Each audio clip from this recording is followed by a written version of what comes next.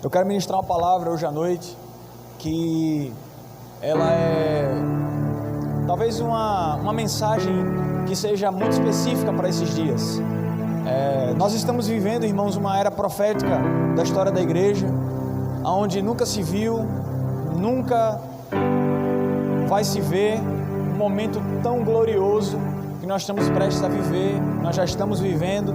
Eu faço minhas palavras de Jesus. A hora chegou em que os verdadeiros adoradores adorarão o Pai em espírito e em verdade. Amém? São esses aqueles que o Pai procura, porque Deus é espírito e é necessário que aqueles que o adorem em espírito e em verdade. Amém? Então eu estou muito feliz de poder estar aqui hoje ministrando a palavra para vocês. Hebreus capítulo 5 vai falar sobre alguns aspectos muito interessantes da nossa vida espiritual. E alguns termos que o escritor aos Hebreus ele vai falar aqui, ele usa alguns termos que eu acho muito interessante para esses dias. E a gente vai talvez esmiuçar algumas coisas aqui da palavra. Eu queria que você realmente abrisse seus ouvidos, deixasse o seu coração alerta, disponível, a sua mente cativa ao trono da graça, para receber aquilo que o Senhor vai falar ao teu coração, à tua vida. Hebreus capítulo 5, a partir do versículo 10, diz assim: olha só: e tendo sido nomeado por Deus sumo sacerdote, segundo a origem de Melquisedeque, quanto a isso, temos muito que ensinar, assunto difícil de explicar, especialmente porque vos tornastes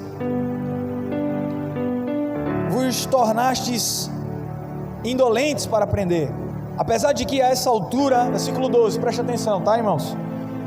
Apesar de que a essa altura já devesseis ser mestres, e ainda estáis precisando de que alguém vos instrua mais uma vez quanto aos princípios elementares da palavra de Deus. Voltastes a necessitar de leite. Você pode repetir comigo, diga assim: leite. Quando já devesseis estar recebendo alimento sólido. Versículo 13 diz: ora, quem precisa alimentar-se de leite ainda é criança e não tem experiência no ensino da justiça.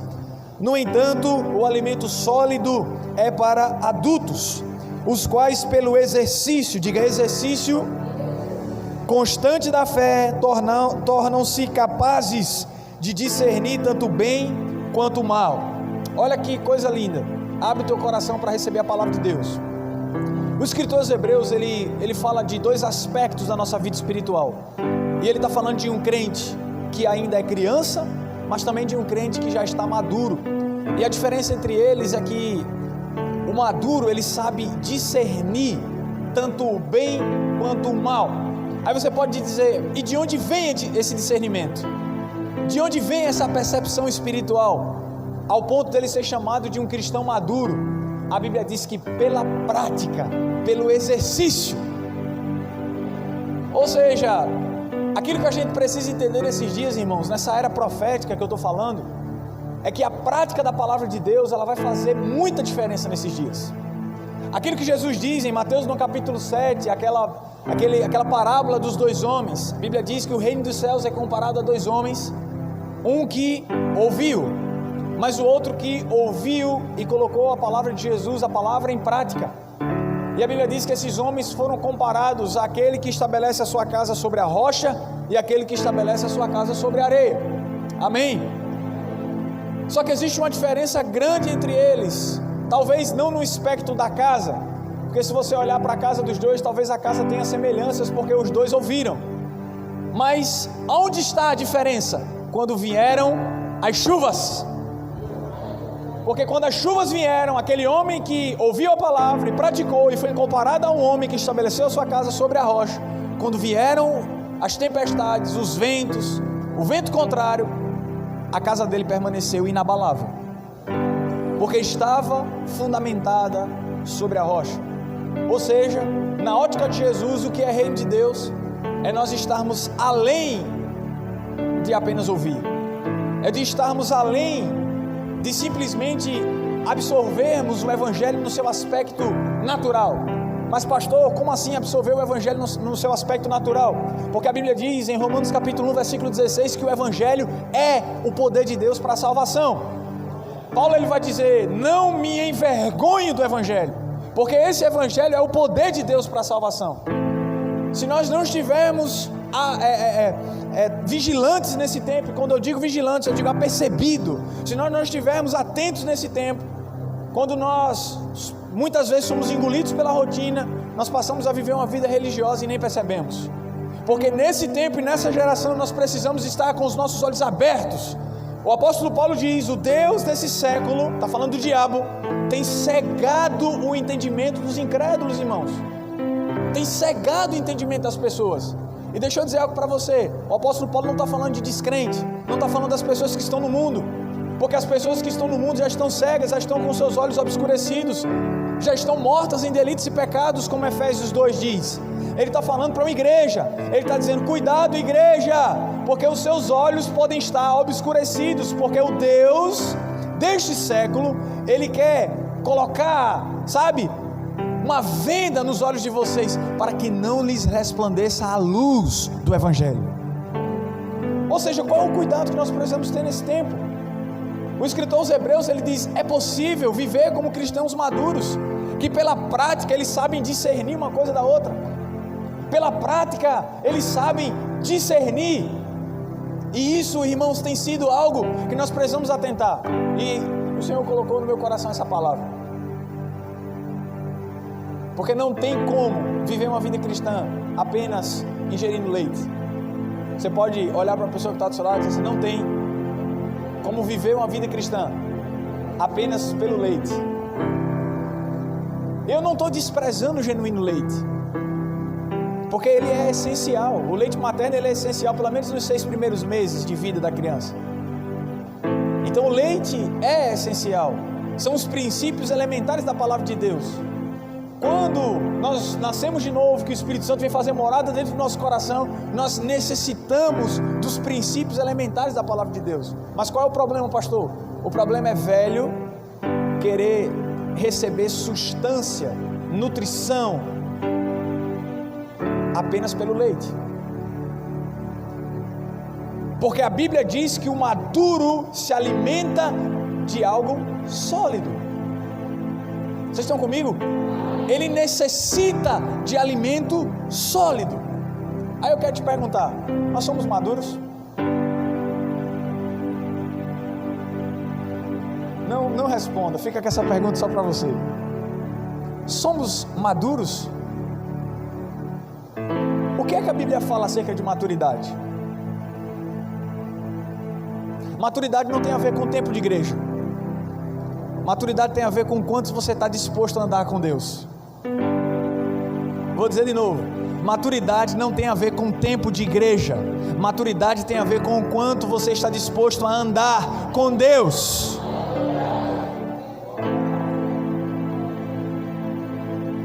O problema é que nós queremos que o nosso, queremos viver coisas extraordinárias, nós queremos viver o avivamento que tanto cremos, que tanto desejamos, e eu creio que Deus vai se mover nesses dias como nunca se moveu. É como eu comecei falando nessa mensagem, nós estamos em um momento profético. Deus vai se mover como nunca se moveu. Eu creio que vai ser maior. Aquilo que nós estamos cantando, aquilo que nós estamos fazendo, quando nós nos reunimos, aquilo que está no nosso coração, Deus está acolhendo a adoração dos filhos nesse tempo. E Ele está, irmãos, derramando da sua graça, do seu favor todos os dias. Existe um favor de Deus que persegue a sua vida. E Deus nesse tempo vai se manifestar como nunca antes. É forte isso no meu coração. Só que Deus não vai dar chave para criança, porque criança não sabe lidar com chaves. Criança pega a chave e coloca na boca. Nesse tempo Deus está sinalizando coisas em nosso coração. Você precisa deixar isso, você precisa viver isso, você precisa intensificar isso na sua vida, você precisa intensificar isso na sua vida espiritual. Deus está te chamando para estar mais tempo com Ele. Agora, se nós não atentarmos àquilo que é essencial para a nossa vida, nós vamos nadar, e vai faltar fôlego. Eu quero dizer que vai chegar uma hora que vai faltar fôlego. E não é esse o desejo de Deus para a sua vida. Pastor, então como é que eu me livro, desse processo que parece que nunca vai ter fim? Eu quero te dizer, é impossível, porque os processos eles são essenciais. Eu quero dizer que isso vai ter um custo. Mas não se preocupa, porque vai trazer um benefício glorioso e eterno para a sua vida. Você está pronto? Você está pronto? Você não pode retroceder. Aí vamos lá, somos maduros.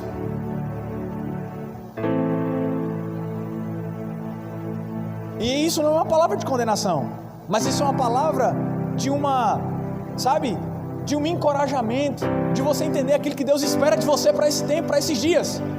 Aí eu te digo, o escritor aos Hebreus diz, pela prática eles sabem discernir uma coisa da outra. Você sabia que o ser humano é o único mamífero que toma leite depois de grande? Sabia ou não? Os animais, irmãos, eles param de tomar leite. O ser humano talvez seja um dos únicos que toma leite depois de grande. Eu estou fazendo uma figura de linguagem porque eu também gosto de leite e de seus derivados. Mas eu estou fazendo uma figura de linguagem porque não dá para almoçar leite. Não dá para comer leite no café, no almoço e na janta. Eu nunca vi ninguém comendo pudim e se alimentando de pudim o dia todo. Vocês estão comigo ou não? Não tem como. Não dá. Você precisa de feijão. Feijão, arroz, comida sólida.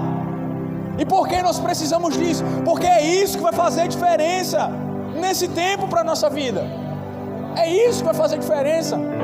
Ah, pastor, mas eu já sei o gosto que tem. E só porque a gente sabe o gosto que tem, a gente não vai comer no outro dia? Já comi feijão hoje, já sei o sabor que ele tem, não preciso comer amanhã. Aí tem muitos cristãos que estão decidindo viver uma vida cristã dessa forma. É o mesmo pastor que vai pregar, é a mesma banda que vai tocar, é a mesma música que vai ser cantada, só que eles não entendem que é a prática que vai tornar esses cristãos maduros. É impossível viver maturidade sem perseverança, meu irmão.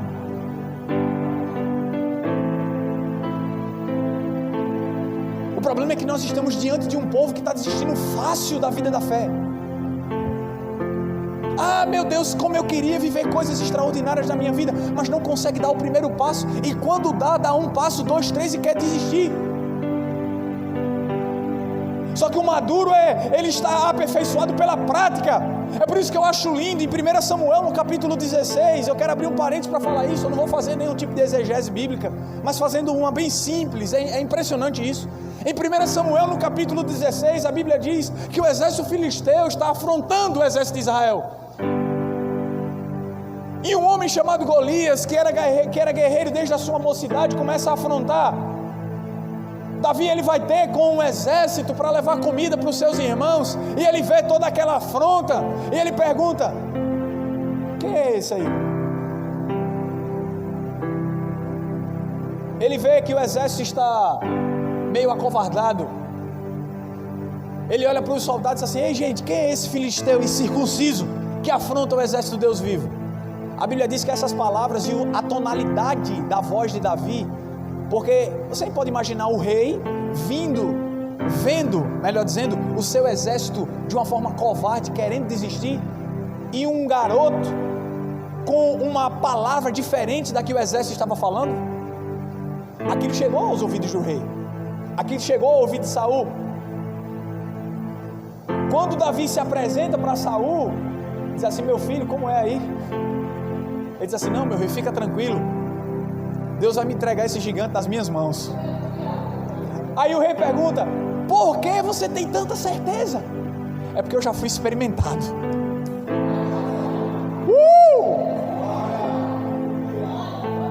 Como é, Davi? É porque eu já fui experimentado. Como assim? Me explica melhor. É muito simples. Eu estava cuidando das ovelhas de meu pai, e quando eu estava cuidando, certo momento veio um urso, e eu avancei em cima dele e o matei. Conte-me mais. Você pode imaginar esse diálogo? Aí Davi diz assim: eu estava em outro dia também cuidando das ovelhas do meu pai, e certa vez vi um leão que queria tragar uma ovelha, e eu também me aproximei com muita força e o matei. Você pode imaginar o rei dizendo assim: meu Deus, um garoto com um leão. E eu imagino o coração de Davi queimando e dizendo assim: ninguém precisa se preocupar com esse gigante. E sabe por que ninguém tirava essa convicção de Davi? E talvez algumas pessoas dissem assim: ah, é porque Davi tinha fé. Concordo. Ah, é porque Davi sabia quem era o Deus de Israel. Concordo. Mas sabe por que Davi estava seguro diante daquela afronta? É porque ele foi experimentado. Porque um crente maduro, ele está exercitado pela prática. Davi não ia contra Golias se não tivesse primeiro enfrentado o leão e o urso debaixo do poder de Deus. Mas a Bíblia diz que ele foi experimentado, meu irmão, e aquela experiência trouxe força, trouxe perseverança. Peraí, vamos lá, se Deus foi comigo no urso e no leão, Deus vai ser comigo dentro desse gigante. A prática gera resultado. A prática gera resultado. Como é que você vai saber se uma coisa é real ou não? É quando você experimenta. Quando você experimenta. Chegou um jovem para mim e disse assim: pastor, a Bíblia diz que imporão as mãos sobre os enfermos e eles serão curados, né? Eu disse: é, meu filho, a Bíblia diz. Marcos capítulo 16, quando Jesus vai falar sobre pregar o evangelho a toda criatura, ele vai citar isso. E não só isso: imporão as mãos sobre os enfermos, falarão novas línguas, se você pegar alguma coisa mortífera, né? Se beber alguma coisa mortífera não te fará dano, se você pegar em escorpiões. A Bíblia fala sobre várias coisas. Agora vamos lá. Aí ele diz: mas se a Bíblia fala que imporão as mãos sobre os enfermos eles serão curados, por que isso não acontece? Aí eu disse: você impôs as mãos sobre quem? Você impôs as mãos sobre quem essa semana? Olhou assim para mim, disse: ninguém. Eu disse: então como é que você quer que o povo seja curado? Você orou por alguém? Aí disse: é, pastor, faz sentido. Eu disse: faz todo sentido, porque nós somos necessitados pela prática. Eu vou dizer de novo: nós somos exercitados pela prática. Nós conseguimos discernir as coisas pela prática. O exercício, nós nos tornamos, irmãos, perseverantes por aquilo que vivemos. Paulo vai dizer uma coisa impressionante, ele diz: a tribulação produz perseverança. Lá em Romanos, a perseverança produz a paciência, e a paciência produz um caráter aprovado. Eu quero dizer, nós não fomos feitos para... Deus não é o desejo de Deus que você desista. Vou dizer de novo: não é o desejo de Deus que você desista. Agora, qual é a diferença entre uma criança e um maduro? E um adulto?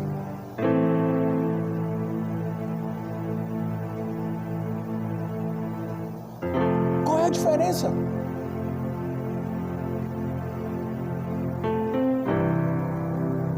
É que nós estamos, irmãos, sendo experimentados por Deus. E eu quero dizer, só os aprovados vão conseguir viver o que Deus tem para a vida deles. Vou dizer, só os aprovados. Só os aprovados. Chega a hora de nós, nos enchermos de força de Deus nesse tempo, para aguentar aquilo que for preciso, para viver o que Deus tem para nós. E eu disse: Senhor, eu estava fazendo uma oração a Deus essa semana. Eu disse: Senhor, eu não sou daqueles que desistem, não. A Bíblia diz em Hebreus capítulo 10, no versículo 38 e 39, ele diz: o justo viverá pela fé, e aquele que retroceder, a minha alma não tem prazer. Irmãos, Deus não tem prazer nos que retrocedem. Deus não tem prazer naqueles que retrocedem. Não tem prazer naqueles que desistem. E eu estou ministrando uma palavra simples para você. Simples, sobre o que Deus Ele espera de nós para esse tempo. Apenas que nós continuemos a correr essa carreira, um passo após passo, e o Senhor Ele vai começar a nos mostrar coisas e a nos sinalizar coisas, e a gente precisa andar no fluxo de Deus. Agora, Ele diz algo interessante. Ele diz: mas o maduro, ele se alimenta de alimento sólido. Ele se nutre com alimento sólido.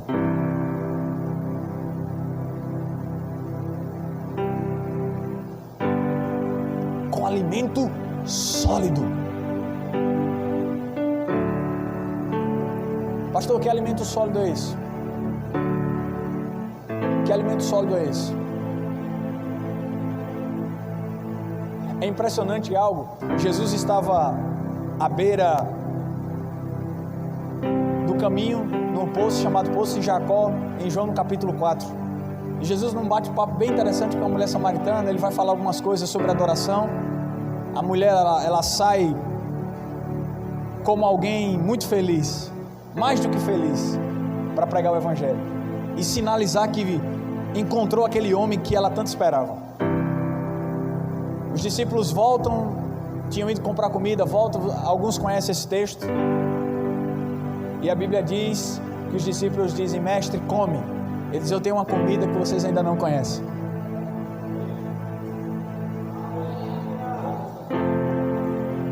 É que existe um tipo de alimento, irmãos, que só os maduros podem se nutrir com esse alimento. E muitas vezes nós ficamos diante da mesa. Eu não sei se você falou isso. Você já falou? Eu já falei isso quando eu era novo. Talvez alguns vão se identificar. Sua mãe coloca o prato de comida em cima da mesa. Aí você diz assim: mãe, eu não quero isso não. Não quero arroz, não quero feijão e nem quero verdura. Eu só quero a carne. Ninguém nunca falou isso aqui? Meu Deus do céu. Eu já falei muito.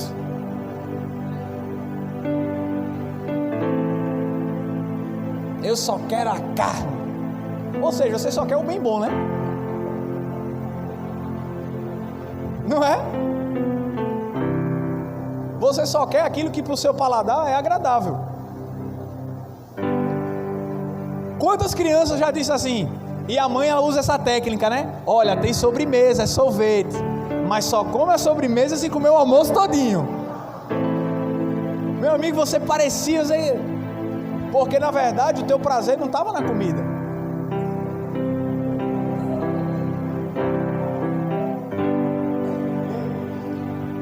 O prazer está em atingir aquela missão cumprida ali, atingir aquele objetivo ali, que é terminar o almoço para a mamãe liberar a sobremesa. E a sobremesa, meu amigo, você come para nunca mais acabar. Você quer que nunca acabe. É o sonho. Aí voltando para o contexto da mensagem, olha só, o alimento sólido é para os adultos. Aí Jesus vira para os discípulos assim: eu tenho um alimento que vocês ainda não conhecem. E sabe por que vocês ainda não conhecem? Porque vocês estão acostumados a comer aquilo que vocês gostam e querem comer.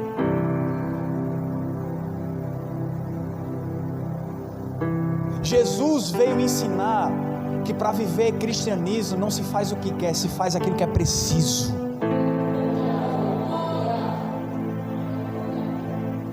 Vou dizer de novo.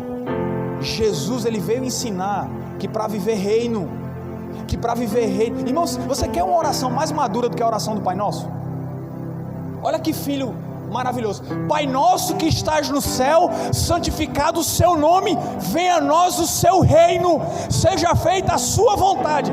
Pense num filho maravilhoso. Ele só quer exaltar, ele só pede alguma coisa para ele lá na frente da oração: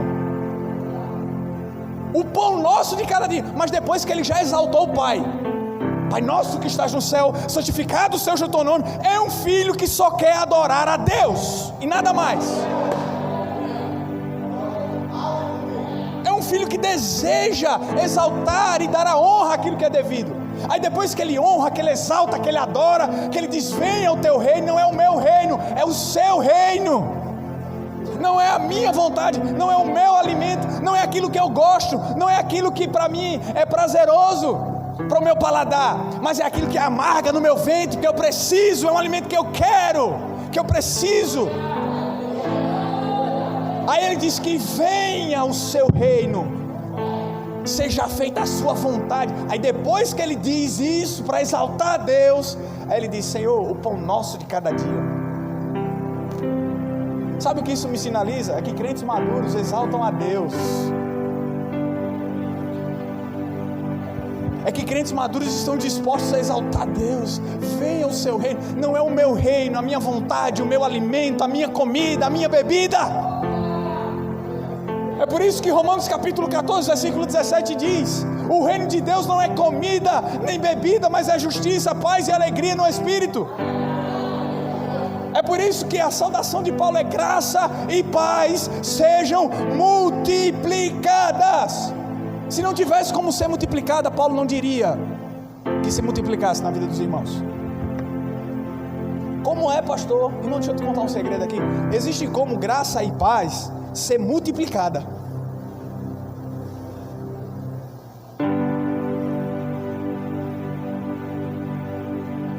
Por isso que ele dizia que a graça e a paz se multipliquem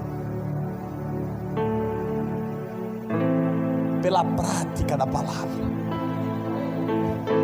Pela prática da palavra. É por isso que nós sempre dizemos: sejam abençoados na prática da palavra. Pela prática da palavra. Pela prática da palavra.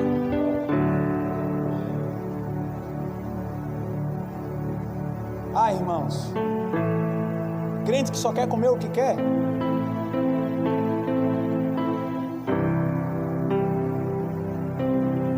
Nós precisamos entender o alimento que Deus está trazendo para esses dias, para essa igreja, para a nossa igreja. E quando eu digo para a nossa igreja, eu não digo só essa igreja a qual eu estou inserido, mas eu digo para essa igreja, irmãos, para a igreja brasileira, para a igreja desses dias. Qual é o alimento que Deus está trazendo? E talvez não seja um alimento muito agradável, mas é essencial para a tua vida, querido. É essencial para a tua vida. Porque uma pessoa que está no hospital, precisando de auxílio, precisando de assistência médica, não pode escolher o que vai comer.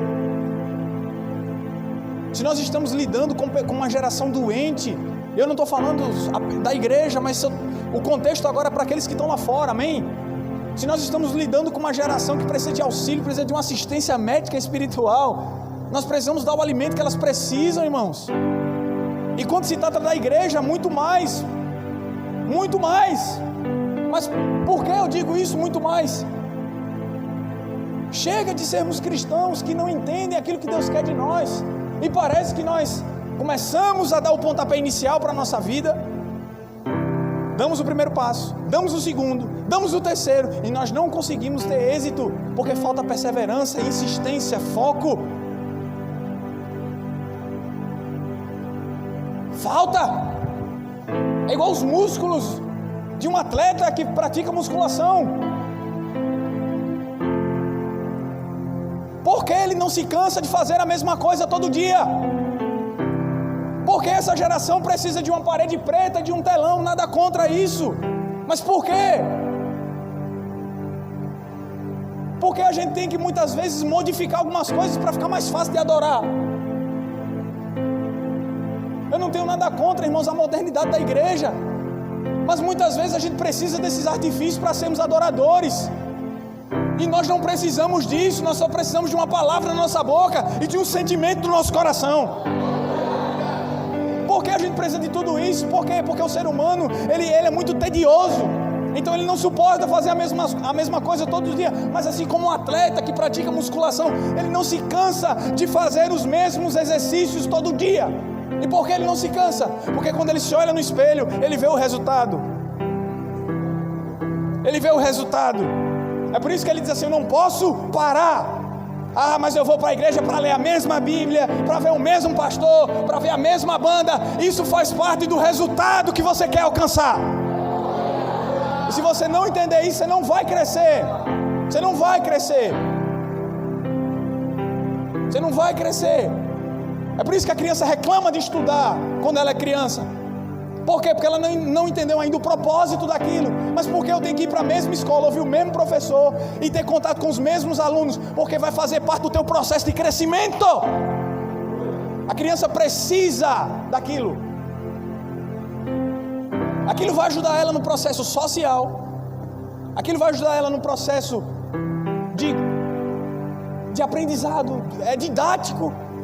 Ela vai aprender como se relacionar com as outras pessoas. Ela vai aprender, sabe? Ela vai colocar a educação que ela aprendeu em casa, ela vai colocar em prática fora. Então ela precisa se submeter ao ambiente escolar todos os dias, ouvindo a mesma pessoa, abrindo no mesmo livro, na mesma página. Ela vai precisar se submeter àquilo. Aí os crentes olham para a Bíblia, mas a Bíblia precisa ser atualizada.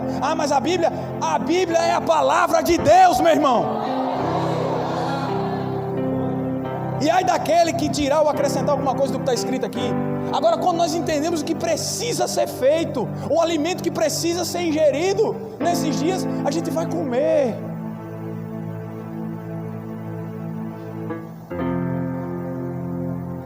Por isso que Jesus disse assim: a minha substância, aquilo que rege a minha vida, aquilo que exerce governo sobre mim, aquilo que, sabe, a comida e a bebida deixam o homem de pé, sim ou não? Você precisa se nutrir, não precisa? Quem é que almoçou hoje? Glória. Tem que almoçar, senão você não consegue ir. O alimento ele faz parte do teu processo diário. O corpo precisa do nutriente do alimento, não é isso? Sabe o que Jesus quis dizer para os discípulos? Gente, deixa eu dizer algo para vocês. Aquilo que para vocês é a maior necessidade, porque qual é a maior necessidade do homem? Comer e beber. Irmãos, o homem, se ele ficar sem comer e beber, ele pode ficar sem qualquer coisa. Você sabia? Porque a necessidade primária do homem é a comida e a bebida. Ele precisa comer e beber. Mas tem outras necessidades. Não, você sobrevive sem o que você pensar e você sobrevive sem. Mas o homem hoje não sobrevive sem tecnologia. Sobrevive. O homem é o ser mais adaptável do mundo. Ele sobrevive sim. Porque hoje como é que seria sem isso? Acontece, tem. O celular da gente, que a gente, talvez hoje muita gente não viva sem, se vive sem. Se vive, se vive. Mas a comida e a bebida são as necessidades primárias do homem. Aí Jesus olha para os discípulos e diz assim: a minha comida e a minha bebida é outra coisa. Sabe qual é a satisfação das minhas necessidades? Isso é muito forte. Sabe qual é a satisfação das minhas necessidades? É fazer a vontade de Deus. Sabe o momento que Jesus ensina a oração do Pai Nosso? É quando os discípulos dizem assim: Senhor, ensina-nos a orar. Ensina a gente aí como é esse processo. Aí ele vai ensinar a orar. Aí ele diz: Pai Nosso, santificado seja o teu nome, venha o teu reino, se faça a sua vontade. Sabe o que Jesus está dizendo? Não é o que eu penso, não é aquilo que na minha cabeça, aquilo que eu preciso, não é aquilo que eu quero, aquilo que eu penso, aquilo que para mim é para o meu deleite, é para mim. Não. É o seu reino, é a sua vontade, é o que você quer. É um processo, irmão. É um processo. E que essa palavra ela possa te encorajar para viver dias melhores. Sabe por quê? Sabe por que eu digo isso?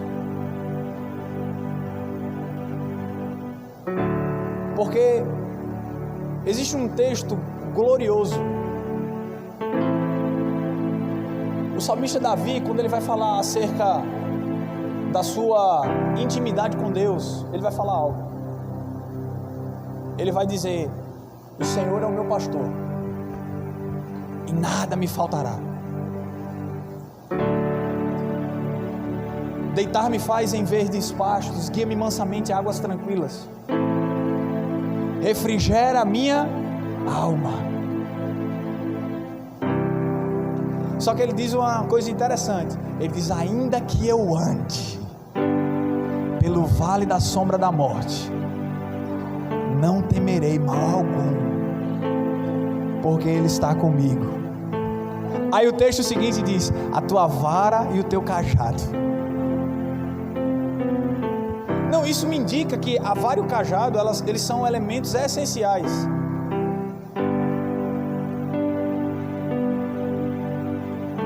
É ou não é? Ou seja, para que a ovelha... Tem muita gente que interpreta mal esse texto, aí ficam dizendo assim, tá vendo aí? A vara e o cajado. A vara e o cajado. Mas você sabe por que o cajado do pastor, ele tinha aquela ponta inclinada? A tua vara e o teu cajado é para tirar, conduzir a ovelha, tirar a ovelha de uma condição de perigo, conduzir a ovelha para de volta ao rebanho. Tua vara e o teu cajado. É interessante que os instrumentos que a gente acha que é para bater, Davi acha que é para consolar.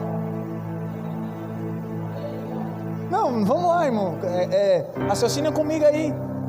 Eu sei que vocês estão cansados, mas preste atenção.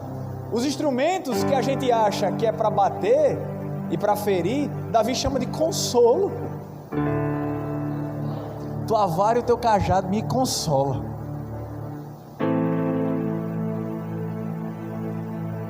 E por que traz consolo? Sabe por que traz consolo? Porque não é o que ele queria, não é o que nós queremos, mas é aquilo que precisamos. O verdadeiro amigo não diz apenas aquilo que nós queremos ouvir, mas aquilo que nós precisamos ouvir nesses dias.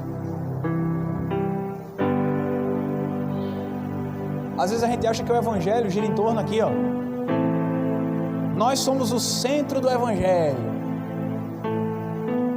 Pense numa heresia pura. Coloca no liquidificador, a gente não sabe nem o que vai dar. O centro do evangelho é Jesus, meu irmão. Jesus, é tudo por Ele, para Ele, sobre Ele. Isso não invalida quem nós somos em Cristo Jesus e tudo aquilo que nós somos nele. Que nós somos a justiça de Deus, sal da terra, luz do mundo, que nós somos o sacerdócio, que nós somos a geração eleita, que nós somos povo de propriedade exclusiva de Deus, que nós somos a menina dos olhos de Deus. Isso não invalida nada que nós somos biblicamente à luz daquilo que Jesus conquistou para nós. Não muda. Agora, quando nós entendemos a nossa responsabilidade, nós fazemos aquilo que Jesus fez. Santificado seja o teu nome, venha a nós o teu reino, seja feita a sua vontade. Os crentes têm uma resistência com essa oração, porque a oração do Pai Nosso na boca de muita gente é reza, mas essa oração foi Jesus que ensinou. Já as orações de Paulo, a gente já ora com mais facilidade. Eu oro para que espírito de sabedoria, de revelação. Mas é interessante, né? A oração de Cristo, irmãos, a oração que Jesus ensinou, ela está fora da palavra? Tá? E por que muitas vezes nós não colocamos a devida importância a ela na nossa vida? Porque nós aprendemos que essa oração é reza. Mas deixa eu iluminar os teus olhos aqui. Preste atenção numa coisa. Jesus orou aquilo que estava no coração de Deus, e é exatamente aquilo que precisamos nesse tempo. É por isso que ele diz: Senhor, que o teu reino seja estabelecido aqui na terra, e que a sua vontade seja feita. Precisamos para esses dias, irmãos. Aí eu quero te fazer a pergunta de novo, diante de tudo aquilo que eu já ministrei: somos maduros e experientes diante da palavra? Para que servem as dificuldades, meu filho? Eu costumo dizer que crente não passa por dificuldade, crente passa por artifícios de crescimento.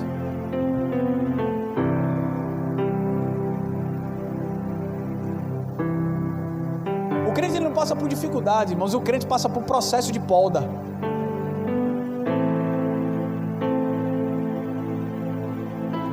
Quando você está sendo poldado, irmãos, qual é o propósito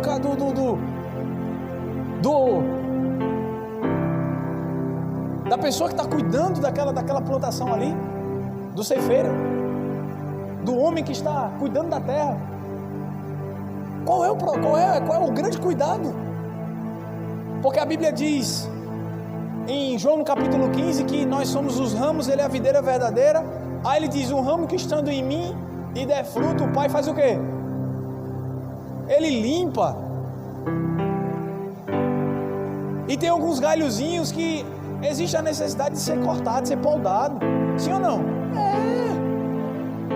Mas qual é a fonte de desejo que está no coração dele? A inclinação que está no coração dele? Para que dê mais e mais fruto. Para que dê mais e mais fruto. Para que dê mais e mais fruto. Para que dê mais e mais fruto. É esse o desejo de Deus para a nossa vida. Cansamos. Eu estava conversando esses dias, eu já estou encerrando, fica tranquilo. Eu estava conversando esses dias com uma moça, lá no trabalho, e ela falou algo interessante. Porque ela soube que eu ia ser pai, e ela já me contou muitas dificuldades sobre a paternidade, começou a contar várias dificuldades. Olha que é complicado, eu não quero ter outro de jeito nenhum na minha vida. Misericórdia eu ter outro, só um já basta. Então, e ela começou a apresentar várias dificuldades. Aí eu dei um sorriso assim para ela e disse: muito obrigado pela sua motivação, Deus abençoe. Mas estou brincando. E aí a gente começou a conversar, a bater um papo. Só que chegou uma hora que eu falei para ela o seguinte: eu tenho as minhas convicções, tenho os meus princípios e não vou ser mudado por qualquer falácia. Mas eu falei para ela o seguinte: eu disse, minha filha, tudo cansa.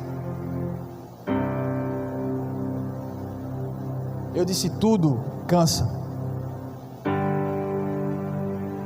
Lazer cansa. Quem aqui já foi para uma praia, passou o dia todinho, chegou em casa enfadado, não queria ver ninguém, só queria deitar? Não, mas peraí, o lazer não foi maravilhoso? Mas tem um dano.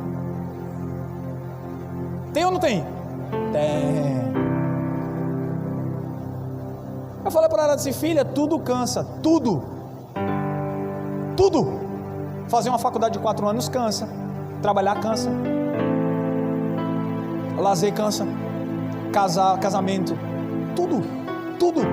Só que existem algumas coisas que valem a pena. Então o que é que você tem que procurar na sua vida? Coisas que valem a pena investir seu cansaço.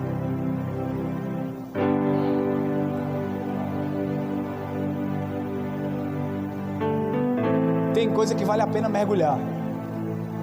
Tem coisa que é maravilhoso mergulhar. Mas pastor, vai cansar. Pense numa canseira boa.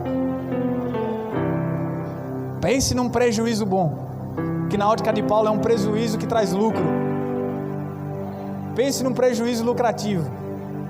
Tudo que Deus tira de você, Ele dá para outros.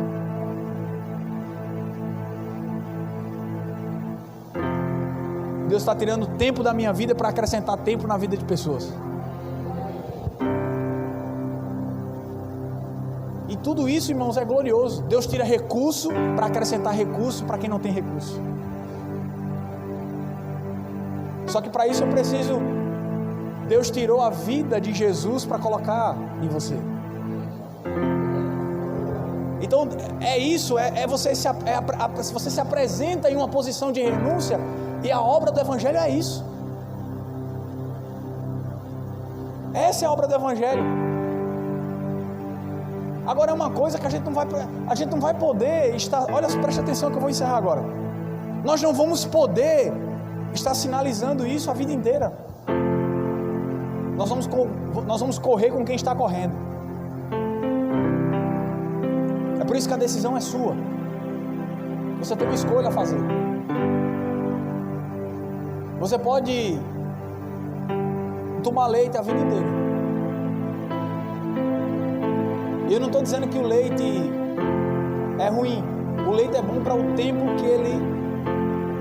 para o tempo estabelecido para que a criança se nutra, né? Para que ela possa se nutrir com aquele alimento.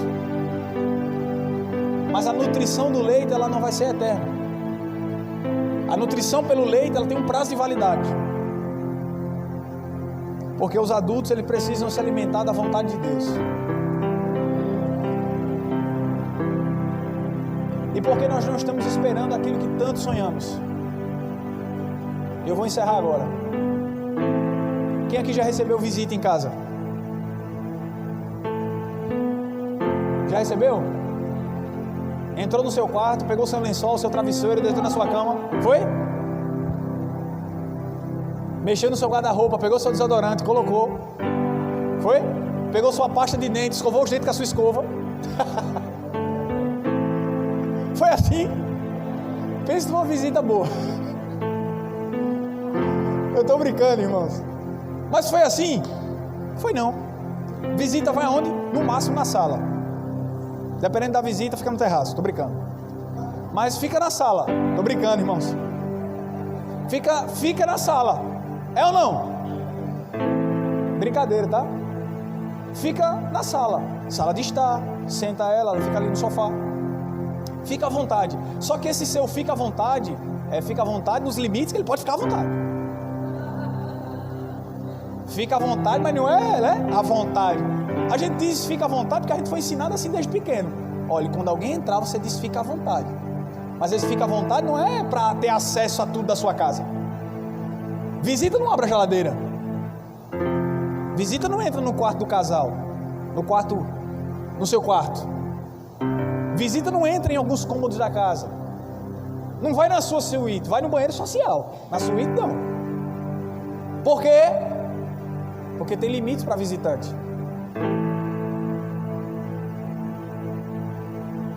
E com Deus?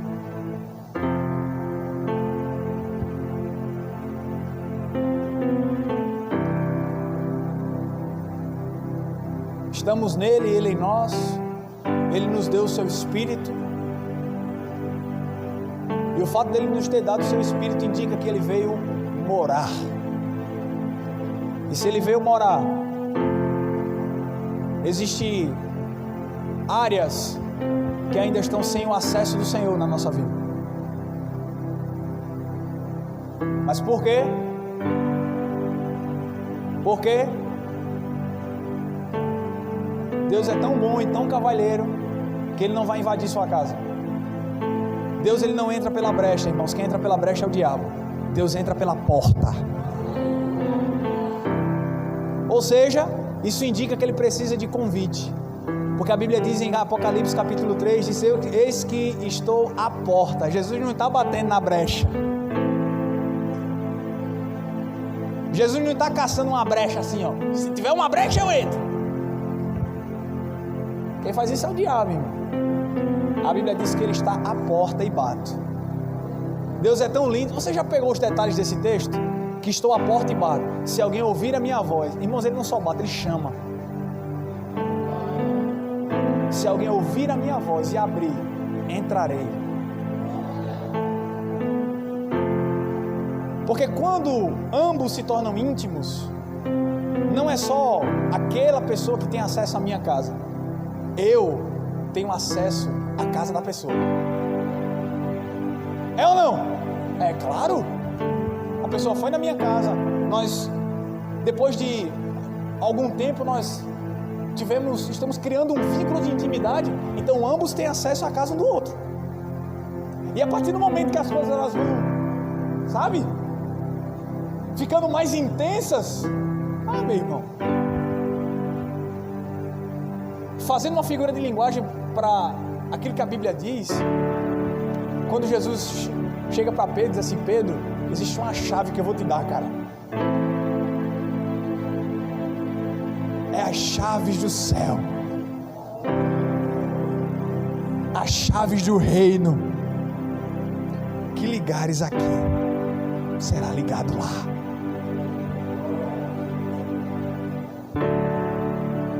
Nós precisamos aprender a acessar o coração de Deus. Mas que para que a gente possa acessar o coração de Deus, o Senhor precisa ter acesso à minha vida. Você está comigo? Você pode ficar de pé no nome de Jesus. Aleluia, aleluia, aleluia, aleluia. Glória a Jesus. Aleluia, aleluia. Deus é bom. Amém. Quantos aqui